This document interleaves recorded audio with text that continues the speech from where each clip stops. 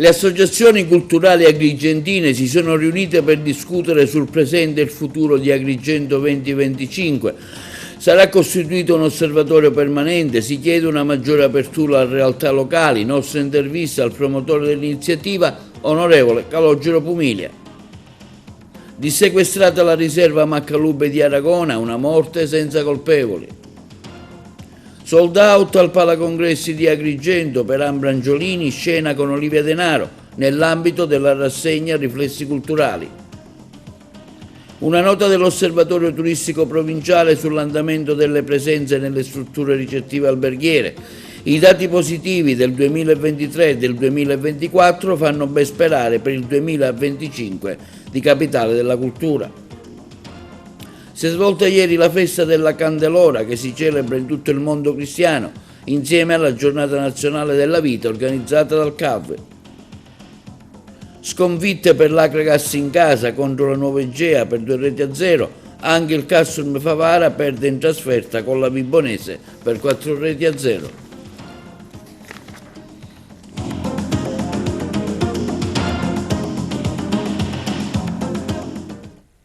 Buongiorno, benvenuti con un nuovo appuntamento di TV Notizie di oggi lunedì 3 febbraio. Si è svolto presso il Circolo Culturale per Paolo Pasolini ad Agrigento un incontro dove erano presenti numerose associazioni culturali agrigentine. Si è discusso del presente e del futuro di Agrigento Capitale della Cultura 2025. L'assemblea è scaturita da una richiesta fatta anche dall'onorevole Lillo Pumilia, promotore dell'iniziativa. Abbiamo intervistato lo stesso onorevole Pumilia. Onorevole Pumilia, lei è stato partecipe di questa riunione di varie associazioni culturali al Centro Pasolini su Agrigento 2025. Ecco, sinteticamente cosa è emerso da questo incontro? Più che partecipe, ho provocato questo incontro insieme al Maurizio Masone che dirige il Centro Pasolini, per tentare di raccogliere insieme associazioni, cittadini, uomini di cultura che hanno deciso di non stare più in silenzio, di non assistere inerti ad una vicenda che rischia non solo di non dare lustro alla città di Agrigento, quindi di non cogliere le opportunità che Capitale della Cultura dovrebbe dare alla nostra città, ma di danneggiarla sul terreno dell'immagine, come purtroppo sta avvenendo. Allora abbiamo voluto ragionare attorno a una questione, il sentiero è stretto, il tempo che rimane è breve, quello che si può salvare del progetto, anche rimodulando alcuni aspetti, va fatto e va fatto chiedendo all'amministrazione comunale, alla fondazione di aprirsi realmente al confronto con la città. Noi vogliamo costituire, in maniera informale ovviamente, una sorta di osservatorio sulle iniziative che vengono poste in essere e naturalmente su quelle che non vengono poste in essere, e nello stesso tempo chiederemo un incontro con l'amministrazione comunale e con gli organi della fondazione per far capire, per ragionare insieme su una questione elementare. Non si può immaginare di continuare a ignorare la città, a sequestrare Capitale della Cultura in una sorta di recinto della politica locale. Se si vuole salvare il salvabile, e non è molto da salvare purtroppo, per il tempo perduto e per gli errori fatti, bisogna dialogare, bisogna confrontarsi, bisogna aprirsi. Quindi stilerete un documento, farete una richiesta ufficiale agli organi competenti? Faremo una richiesta domani, faremo una richiesta esplicita di incontro alla nuova presidente della fondazione e all'amministrazione comunale. Come valuta questi movimenti relativamente al cambio della presidenza della fondazione? Ma io non do giudizi perché purtroppo ci sono stati degli errori da parte della fondazione, ma le responsabilità maggiori non sono in capo alla fondazione. Il professore Minio, per carità, avrebbe dovuto, anziché aspettare di essere indotto ad andare via, andarsene con le sue gambe, come dignitosamente avrebbe potuto fare in ragione della sua indubbia professionalità, quando capiva che lui era lì uno schermo dietro il quale non si riusciva ad andare avanti o non si riusciva a fare in modo che la vicenda di Capitale della Cultura diventasse una questione esclusivamente o prevalentemente culturale anziché politica. Dissequestrata la riserva Maccalube ad Aragona, dopo una lunga battaglia legale, i carabinieri hanno rimosso i sigilli, notificando il provvedimento a Legambiente, gestore della stessa. Ce ne parla meglio il collega Eugenio Cairone. La riserva delle Maccalube di Aragona, come riporta il quotidiano La Sicilia, è stata dissequestrata a 10 anni dalla tragedia che causò la morte dei fratellini Mulone, Laura e Carmelo. Una tragedia senza colpevoli per la Corte d'Appello di Palermo, che ricordiamo ha ribaltato la sentenza del Tribunale di Agrigento, che aveva ritenuto responsabili, condannandoli, Domenico Fontana, ex presidente di Legambiente, e Daniele Gucciardo. A 10 anni dal tragico evento, ecco arrivare l'ordine di dissequestro della riserva, che manda in archivio la triste vicenda per la quale la giustizia non è arrivata per come ci si attendeva. Secondo i giudici di Palermo, l'unica condotta che avrebbe potuto evitare la morte dei fratellini Mulone sarebbe stata la definitiva chiusura della riserva delle Maccalube, ma gli imputati, Fontana e Gucciardo, non avevano il potere, anche per contratto, di adottare la chiusura del sito. Sempre secondo i giudici, una decisione avrebbe dovuto essere presa a monte prima dell'affidamento della gestione a Legambiente. Allora dei responsabili ci sono tra coloro che, essendo venuti a conoscenza del pericolo, non hanno mosso un dito. Chi stava al di sopra di Fontana e Gucciardo, che aveva cioè il dovere e il potere di fare quello che ai due imputati era vietato fare, che aveva il compito di intervenire, insomma, e non lo ha fatto, è il responsabile della tragica scomparsa dei bambini. I giudici di questo non parlano, purtroppo, e ha avuto ragione la mamma dei fratelli ad affermare che i suoi bambini sono stati uccisi 2 volte, se dopo 10 anni la giustizia non ha saputo essere all'altezza. E una tragedia come quella delle Maccalube non può essere archiviata così, a cuor leggero, come purtroppo si è fatto. Sold out ieri sera al Palacongressi di Agrigento nell'ambito della rassegna culturale Riflessi. Ospite è stata Ambra Angiolini sul tema delle donne. L'intervista a Gaetano Aronica. Per Riflessi culturali si affronta un tema importantissimo, sul palco un'attrice nota e famosa, Ambra Angiolini. Perché questa scelta di questo tema così importante? Perché il Palacongressi sin dalla sua apertura l'anno scorso, peraltro quest'anno facciamo il compleanno, un anno fa debuttava qui Fabrizio Gifuni con un altro straordinario spettacolo che era Nolete Aldo Moro, era il 31 gennaio, a un anno dall'apertura festeggiamo con uno spettacolo importante che parla delle donne e non ne parla in maniera banale né in maniera, diciamo così, uso il termine ruffiano, non siamo abituati a fare questo, siamo abituati a lavorare sui mali della società e anche a cercare il nostro piccolo di risolverli con il pensiero. Per cui raccontare la storia di una ragazza siciliana, io l'ho detto in tutte le scuole di Agrigento, una ragazza di neanche 18 anni, che reagisce a tutto questo, che addirittura diventa addirittura motore di un cambio di legge, cioè per cui cambia la storia d'Italia, una ragazza siciliana di Alcamo, mi sembra il minimo per inaugurare, diciamo, questo 2025 con la prosa al Palacongressi, dove lavoriamo su strategie precise, non ci sono mai spettacoli inutili o spettacoli presi così, sono spettacoli pensati secondo un cammino che il pubblico sta seguendo molto bene. Quale messaggio ha lanciato lo spettacolo di questa sera? Il messaggio che lancia, i messaggi sono tanti. Da un punto di vista letterario ci induce a leggere, perché come sai è tratto da un libro importante, da un romanzo importante di Viola Ardone, proprio Oliva Denaro. Oliva è l'anagramma di Viola. ma ci sono tanti altri aspetti, tanti altri strati da affrontare.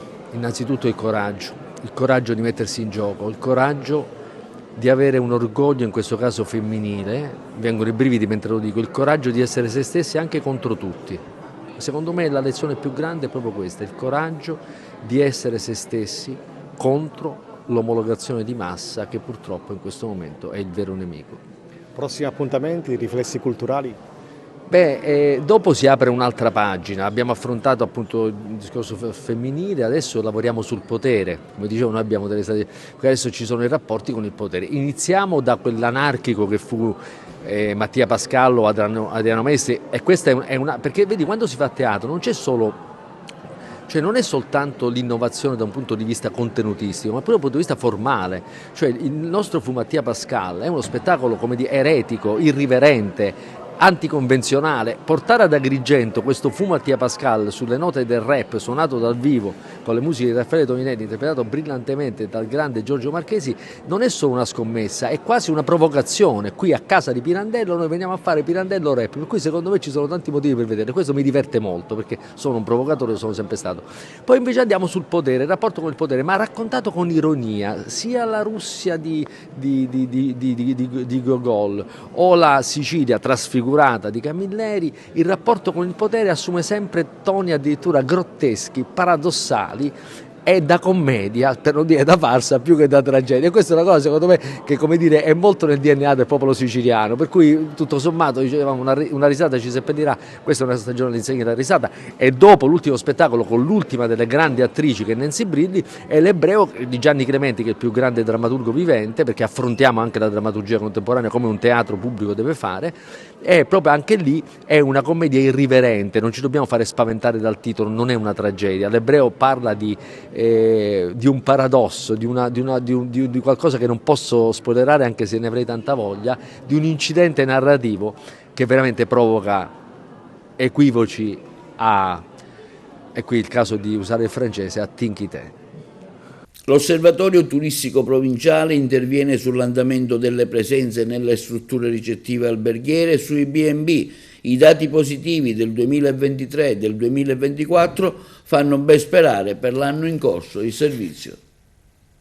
L'Osservatorio Turistico Provinciale di Agrigento interviene sulla notizia pubblicata online circa la chiusura di diverse strutture ricettive classificate come B&B. Il fatto che diverse strutture comunicano la chiusura chiedendo la cancellazione dagli archivi delle strutture classificate non è assolutamente un segnale non positivo. Come già evidenziato in un precedente comunicato, il mercato ricettivo locale, ma la questione è anche a livello nazionale, attraversa un significativo mutamento che va verso la deregulation della classifica delle strutture ricettive diffuse sul territorio agrigentino, detto impropriamente ex alberghiere, segnata dalla volontà dello Stato di liberalizzare i fitti brevi che forniscono servizi similari a quelli ex alberghieri. Basta pensare che in provincia di Agrigento sono censiti oltre 2200 alloggi come fitti brevi e rimangono appena 750 strutture ricettive classificate, comprese le stesse strutture alberghiere. Molti gestori, per l'Osservatorio Provinciale Agrigentino, imprenditori ma anche semplici proprietari di immobili, preferiscono abbandonare il titolo di struttura classificata con le stelle per riaprire come fitti brevi, perché ciò consente una maggiore elasticità gestionale, meno pastoie burocratiche e una qualità misurata dalle recensioni. La chiusura di alcuni B&B è solo tecnica, perché altri si trasformano in affittacamere o case per vacanze, comportando una chiusura e una nuova riapertura. In termini di presenze, conclude l'Osservatorio Provinciale Agrigentino, i dati degli anni 23 e 24 in città e in provincia segnano significativi incrementi sia nel comparto alberghiero che ex alberghiero, che fanno ben sperare per l'anno in corso. La Guardia di Finanza del Comando Provinciale di Palermo ha sequestrato beni per oltre 10 milioni di euro a due società con sedi, una in provincia di Palermo, l'altra in provincia di Enna, per frode nelle pubbliche forniture. Nel corso delle attività investigative sono state sequestrate circa 35 milioni di mascherine. I finanzieri del Comando Provinciale di Palermo hanno dato esecuzione a un decreto emesso dal GIP del Tribunale su richiesta della locale Procura della Repubblica, con cui è stato disposto il sequestro di beni e disponibilità finanziarie per oltre 10 milioni di euro nei confronti di due società aventi sede, una nella provincia di Palermo e l'altra nell'Ennese, e dei rispettivi amministratori per il reato di frode nelle pubbliche forniture. Il provvedimento giunge al culmine di un'indagine condotta dal nucleo di polizia economico-finanziaria che ha consentito di riscontrare significative irregolarità in relazione a numerose forniture di mascherine chirurgiche e o dispositivi di protezione individuale effettuate in favore del Dipartimento della Protezione Civile della Regione Siciliana nel periodo dell'emergenza da Covid-19. Più nel dettaglio è emerso che taluni imprenditori, approfittando della particolare contingenza e all'evidente fine di massimizzare i propri guadagni, avrebbero fornito al Dipartimento prodotti non conformi ai previsti standard di sicurezza, producendo documentazione viziata da gravi lacune e contraffatta. In tale contesto, dopo i primi riscontri, è stata avviata un'attività investigativa caratterizzata dall'esecuzione di intercettazioni, oltre che da pedinamenti e analisi documentali, che ha portato all'esecuzione di plurimi sequestri di dispositivi per un numero complessivo di circa 35 milioni. Di questi, oltre 2 milioni sono riferiti a forniture realizzate dalle società colpite dalla misura in fase di esecuzione. E si è svolta presso la scuola di formazione a San Pietro Clarenza nel Catanese la manifestazione di giuramento alla patria degli allievi del 184° corso di polizia penitenziaria. Alla manifestazione era presente anche il sottosegretario alla giustizia Andrea Del Mastro del servizio. Si è svolta presso la scuola di formazione a San Pietro Clarenza nel Catanese la manifestazione di giuramento alla patria degli allievi del 184° corso della polizia penitenziaria. Alla manifestazione era presente il sottosegretario alla giustizia Andrea Del Mastro, che ha ricordato quanto sia stato importante il ruolo per la sicurezza del Paese. Siate fieri, orgogliosi e degni della vostra divisa. La polizia penitenziaria è un corpo unico, primo presidio contro la mafia nelle carceri, capace di decifrare il linguaggio criminale come nessun altro fa. Un ringraziamento da parte del sottosegretario ai ragazzi. Adesso a voi il compito di contagiare il vostro entusiasmo ai colleghi più anziani. Grazie. Dopo anni e anni di abbandono in cui la polizia penitenziaria è stata costretta a fare le nozze con i fischi secchi per tutelare ordine, legalità e sicurezza in questo paese, c'è un governo amico che ha messo in atto un massiccio piano di assunzioni. Siamo oltre le 10.000 in 2 anni e mezzo. Siate sempre fieri, orgogliosi, ma soprattutto degni del corpo che dà uno dei più straordinari contributi al contrasto alla criminalità organizzata, di un corpo di polizia speciale, perché deve miscelare l'uso della forza con la dolcezza del trattamento, di un corpo che tutto il mondo ci invidia, perché da nessuna parte nel mondo c'è un corpo preposto all'esecuzione penale. È un fiore all'occhiello del governo Meloni. Di essere fedele alla Repubblica, di osservare realmente la Costituzione e le leggi dello Stato, di adempiere al dovere in ufficio nell'interesse dell'amministrazione per il pubblico bene. Agenti in prova del 184° corso, lo giurate voi!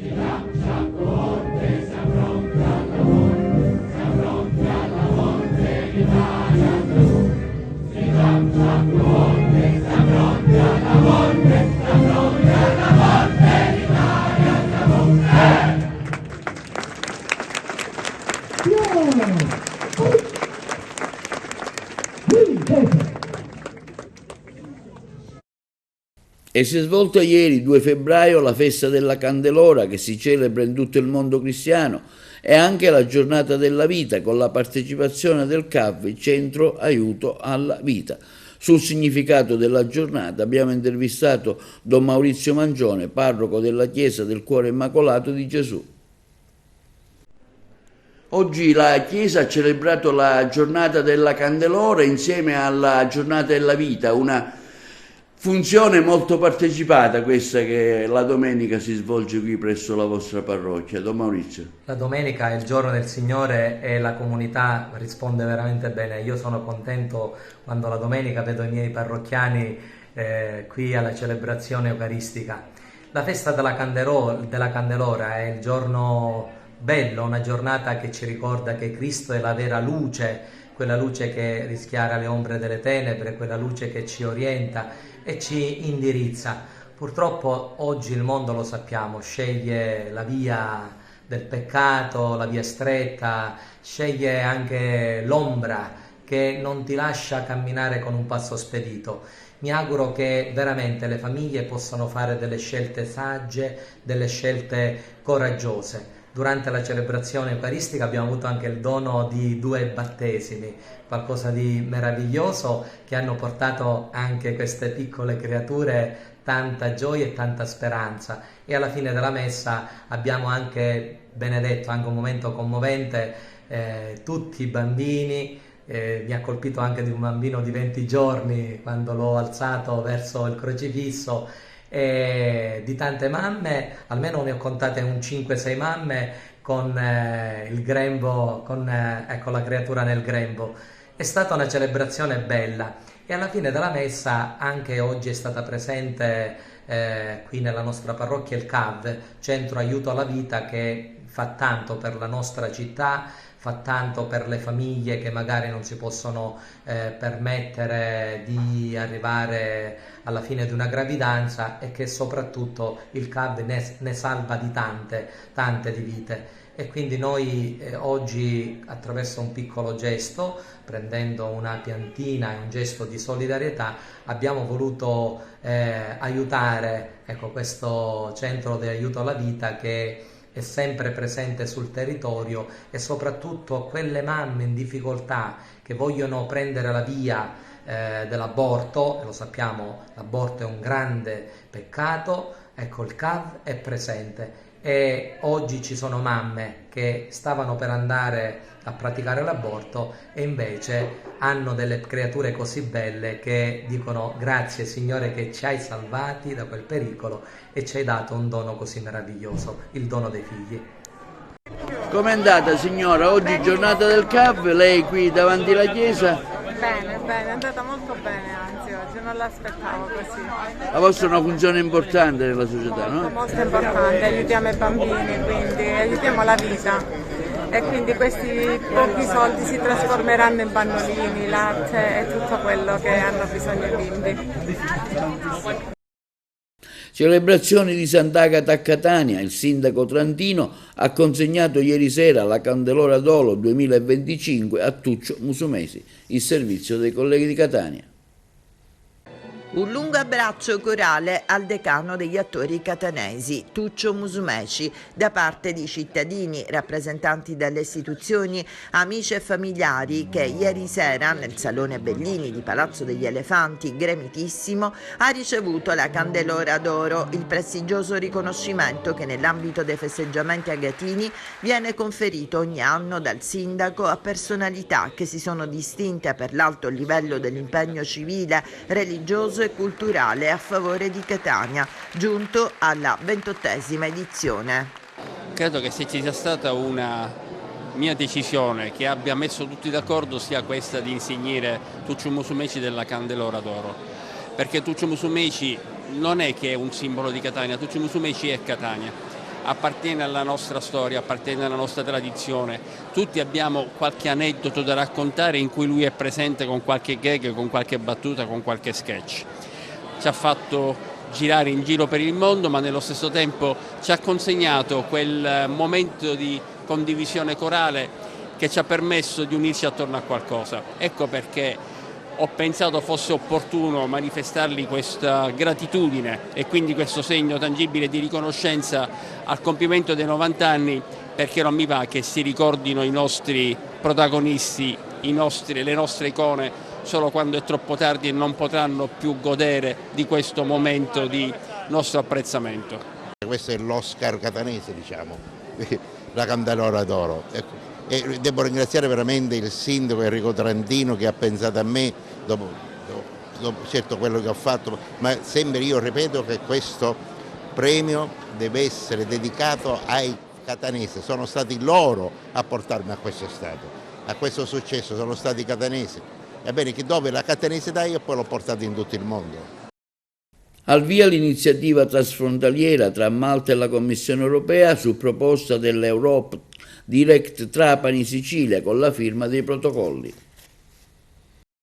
Un'iniziativa fortemente voluta dalla Commissione europea con la DG Com, con un'iniziativa Extra Mile ha garantito la possibilità di portare varie istituzioni del territorio siciliano a Malta, rappresentanti ovviamente di varie istituzioni della Regione Sicilia, per la realizzazione di 3 incontri sostanziali. Primo giorno, 4 di febbraio, con lo Europe Direct di Gozo, proprio a Gozo, un'iniziativa seminariale che ci porterà poi alla costruzione di un network dei territori Sicilia e Malta per la sottoscrizione di un protocollo di sensibilizzazione e consapevolezza sui temi della biodiversità 2030, sulle iniziative che potranno essere messe in campo nel 2025 e oltre, che possano portarci a una modifica dei comportamenti dei soggetti istituzionali e della società civile mirati al tema della tutela della biodiversità marina e dunque alla tutela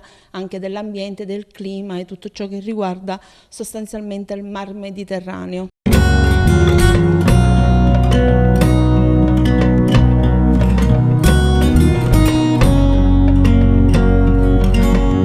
Quando si parla di biodiversità non possiamo tacere che è necessario che ci siano cittadini informati e consapevoli sul tema della tutela del mare, di come intervenire a livello sociale affinché tutte le attività che pone in campo l'Unione Europea diventino di comune dominio, perché quando un cittadino è informato ma non è consapevole non può portare alcun risultato, qualunque strategia l'Unione Europea possa mettere in campo.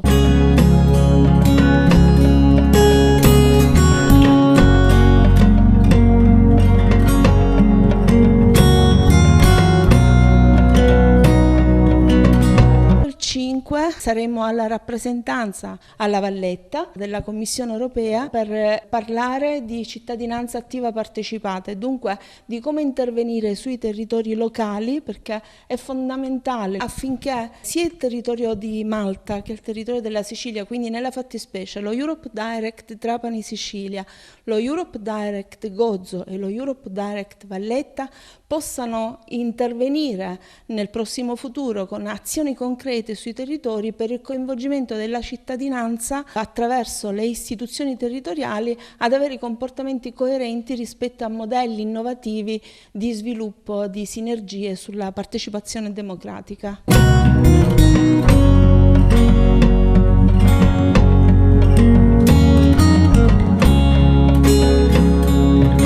Alzeremo di moltissimo l'asticella, le basti pensare che noi partiremo in 35 dalla Regione Sicilia, il gruppo più consistente parte da Trapani, poi ci sarà un gruppo che parte da Catania perché c'è un collegamento diretto con anche azioni che sono state svolte ad Acireale attraverso la diocesi di Acireale, 35 persone che si muovono, tutti referenti di istituzioni di varie aree del territorio, quindi partiremo con responsabile del gruppo dell'associazionismo che si occupa della tutela del mare e quindi parleremo di plastic free, di Posidonia oceanica, del valore della Posidonia oceanica, di cosa significa disinquinamento dalla plastica a mare, anche i dirigenti scolastici per esempio che si muovono nell'area dell'educazione, della formazione dei giovani e della sensibilizzazione dei giovani, referenti dei comuni, i BELC, giovani consiglieri dei comuni di Trapani, Marsala e Castelvetrano, anche i referenti dell'università,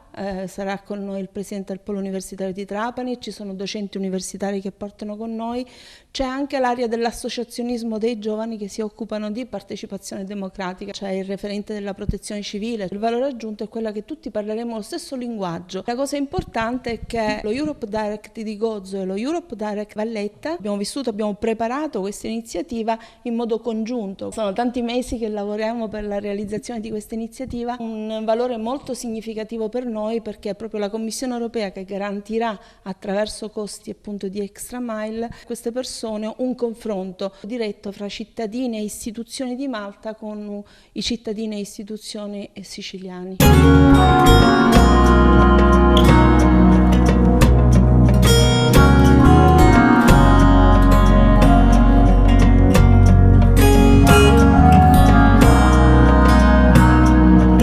Mi attendo la sottoscrizione di questi due documenti che diventeranno il materiale di output dell'iniziativa. C'è un documento ovviamente in bozza che sarà discusso poi in sede direttamente a Gozo e poi più che un protocollo un manifesto che sarà sottoscritto anche questo da tutte le istituzioni presenti sul patto per l'Europa, una sorta di contributo che vogliamo dare alle istituzioni europee anche rispetto alla volontà di tutti noi di fare qualcosa sul territorio che possa cambiare il nostro modo di agire. Linea alla regia per la pubblicità. Bomba d'acqua nel Messinese, grandine in Calabria causati dal recente maltempo nell'isola durante lo scorso fine settimana. Il servizio da Messina.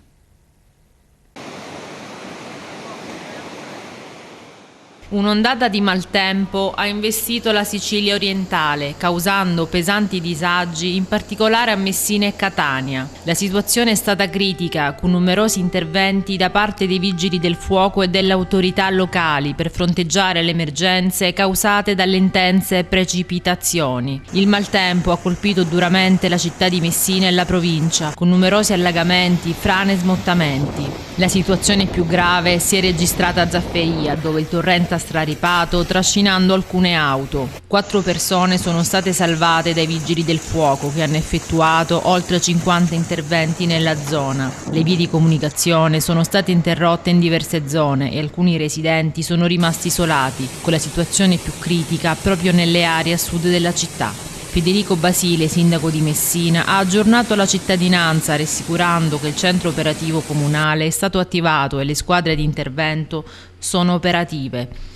In particolare gli interventi si concentrano a Zafferia, Mili, Altolia, Cumia e Ponte Schiavo, dove le ditte stanno lavorando per liberare le strade e mitigare i disagi causati dall'esondazione del torrente. I torrenti Fiume di Nisi e Agro sono straripati, causando ulteriori danni. L'ANAS ha voluto chiudere diversi tratti della statale orientale Sicula e della statale 113 a causa degli smottamenti e delle esondazioni. La circolazione è stata deviata su percorsi alternativi. La protezione civile e le forze dell'ordine sono intervenute per garantire la sicurezza e assistere la popolazione. A Furcisiculo, nella zona ionica del Messinese, il sindaco Matteo Francilia e l'assessore Agatino Pistone hanno salvato un automobilista bloccato in un sottopassaggio allagato, mentre nella città di Messina il pronto soccorso del Policlinico Universitario ha subito infiltrazioni di acqua con tecnici al lavoro per risolvere il problema. Disagi anche lungo la statale 113 settentrionale Sicula, dove per qualche ora è stata disposta la chiusura del traffico lungo la tratta stradale in corrispondenza del chilometro 32 nella frazione di Monforte Marina e Monforte San Giorgio per l'esondazione del fiume Niceto. Nel Catanese una violenta grandinata ha colpito diverse località, in particolare paesi etnei del versante sud-est.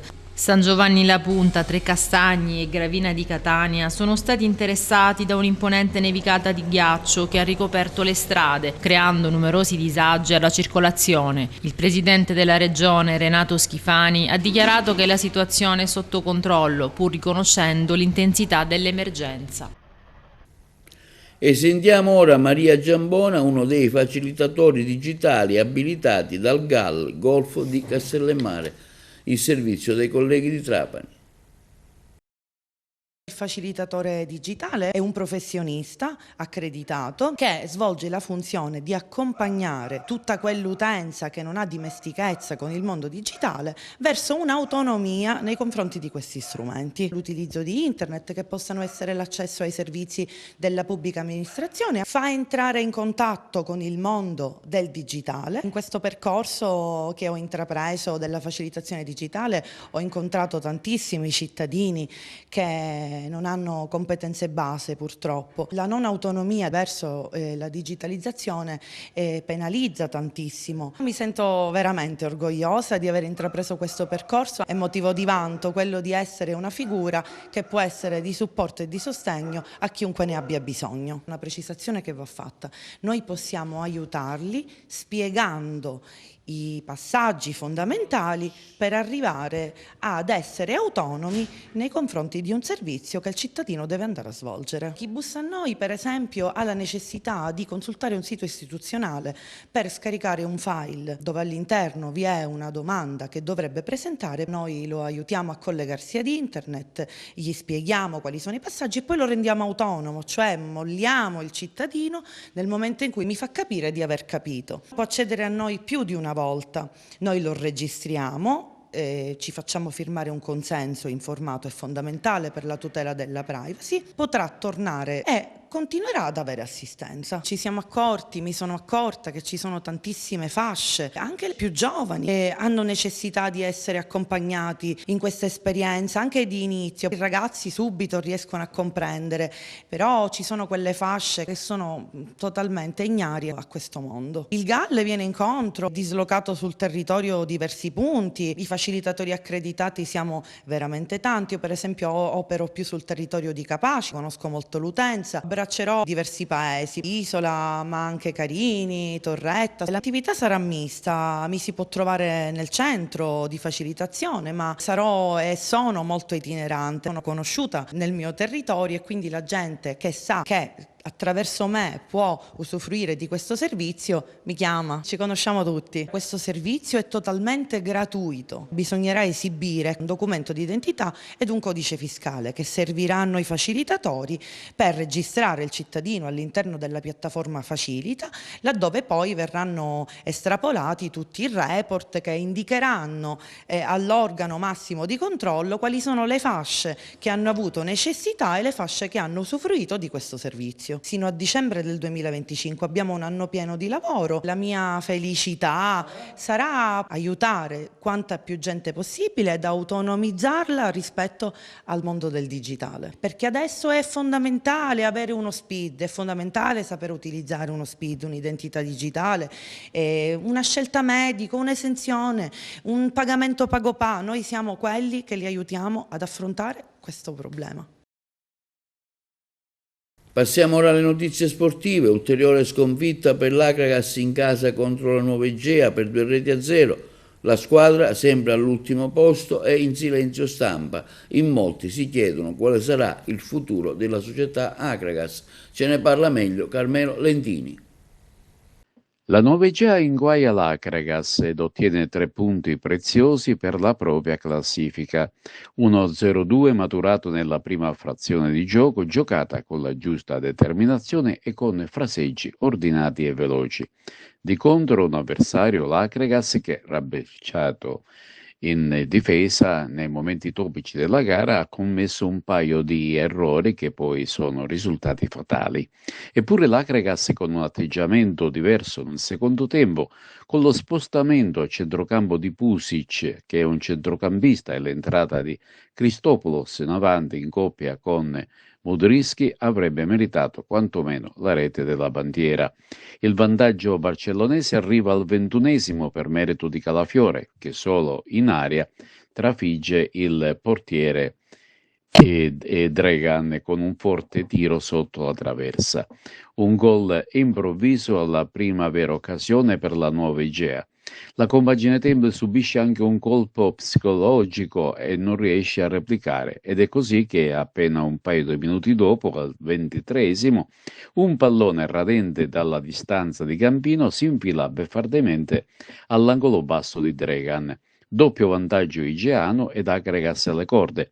Secondo tempo più vivace da parte biancazzurra grazie ad alcuni aggiustamenti tecnici operati dal coach Favarin, ma la buona volontà non basta per superare l'attenta retroguardia ospite, che replica sempre più pericolosamente. Tra le poche occasioni per l'Acregas segnaliamo quella capitata tra i piedi di Meola, che solo dentro l'area spara alto. Arriva l'ennesima sconfitta per la compagine de Tem, si tratta della 14ª stagionale che peggiora ulteriormente la classifica. Sugli spalti al termine dei 90 minuti la forte contestazione dei tifosi della curva sud. Intanto la società Agregas comunica che osserverà il silenzio stampa sino a data da destinarsi. Dunque è arrivata la 14ª sconfitta stagionale dell'Agregas, che esce dallo stadio tra le proteste dei tifosi. Una sconfitta, quella con la Novegea, che legittima l'ultimo posto in classifica, che malgrado tutto è peggiorata di un solo punto rispetto alla penultima, vale a dire il Sant'Agata. Sconfitte brucianti anche per le altre agrigentine. Il Lecate ha ceduto alle 8 per 1-4 con il Ragusa, mentre il Castrum Favara prende 4 reti dalla Vibonese. Per le zone alte della classifica il duello è quello tra Siracusa e Regina. La prima ha superato il Pompei per 2-0, la seconda ha espugnato a Cireale con il risultato di 0-4. Nei campionati minori in eccellenza si inceppa in casa il Città di Gela, fermato da un ostico San Giorgio Piana sul risultato di 2-2.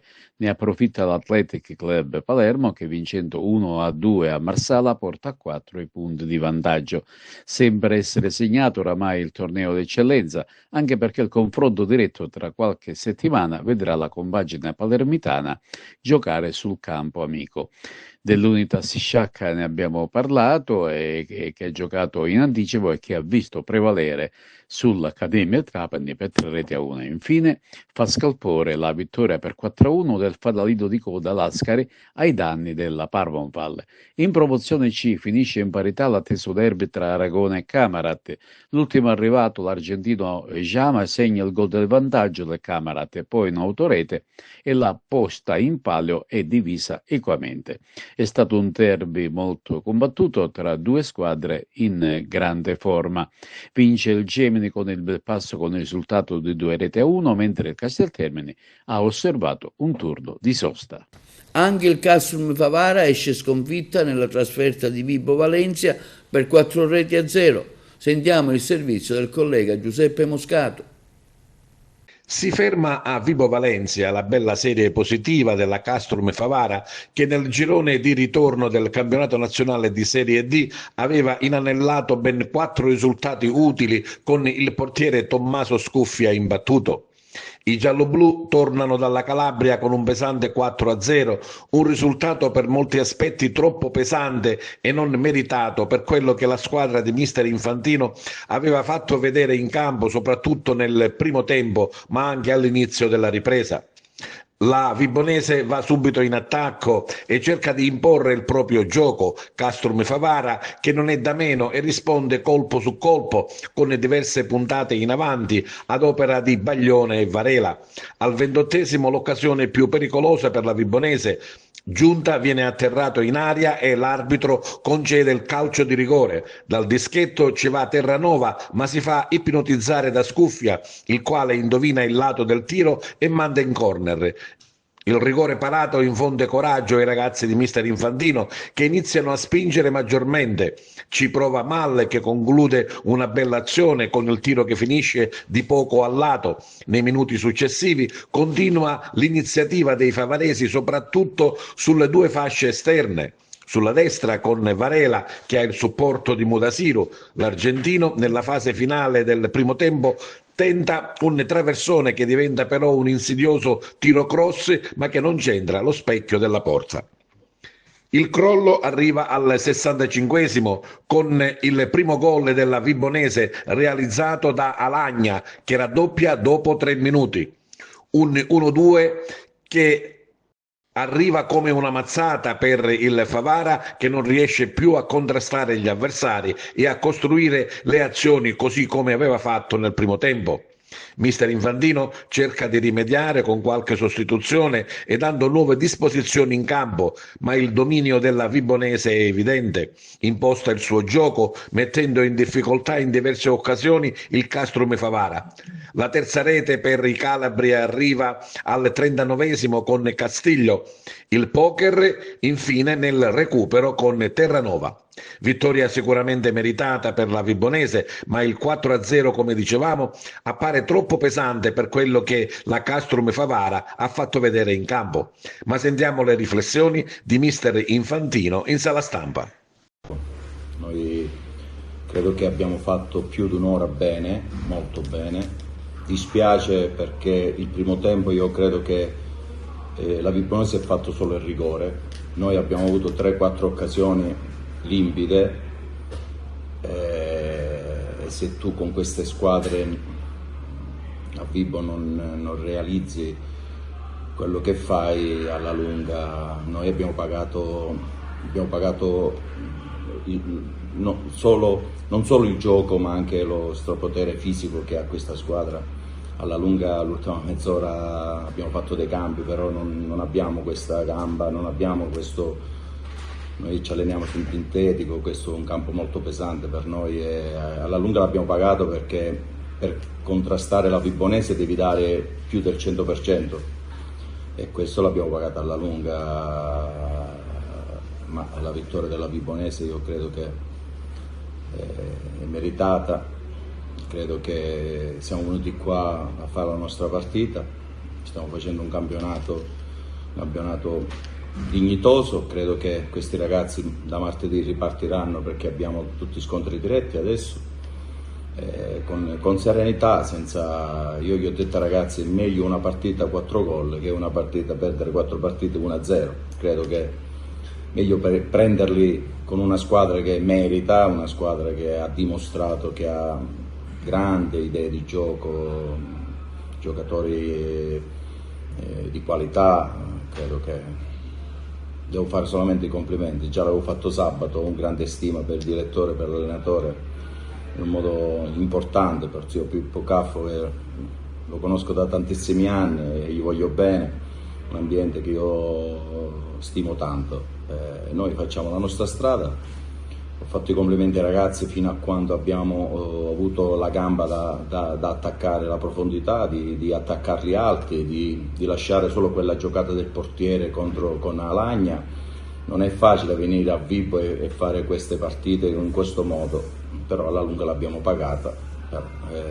Noi abbiamo questa identità e non la vogliamo perdere perché ci ha dato grande soddisfazione. Ci prendiamo questi 4 gol. Da martedì, come abbiamo fatto sempre, con tanta serenità, con tanta voglia di portare a termine questo campionato in un modo dignitoso, senza soffrire, perché tanti ragazzi sono alle prime esperienze, però ho detto, io ho fatto i complimenti ai miei ragazzi fino a quando hanno potuto contrastare, fare quel tipo di calcio che a noi piace, attaccare alto. Abbiamo fatto un'ottima partita, però poi chi legge il risultato 4-0 dice che è stata una partita a senso unico, invece no, io credo che l'ultima mezz'ora è stata a senso unico.